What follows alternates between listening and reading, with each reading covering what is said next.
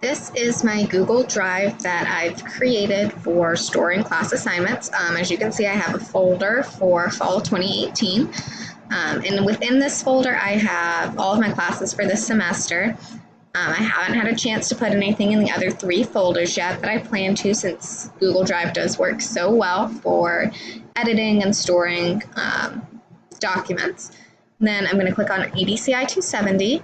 Then I have a folder within that specifically for passport assignments. I'll definitely create another folder for case assignments and other group projects. But within passport assignments, I currently have the doc I used for the last challenge. And then I'm going to jump back over to my Drive tab and create a new document. So I'm just going to click on New and create a Google Doc. And I'm going to use this for our next badge. So I'm just going to title it Response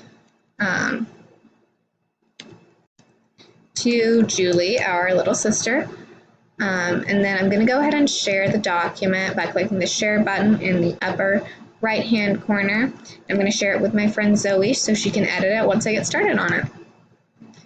And I'm going to send her a link since it is with her Purdue email, since it's not a Google account. And we're all done.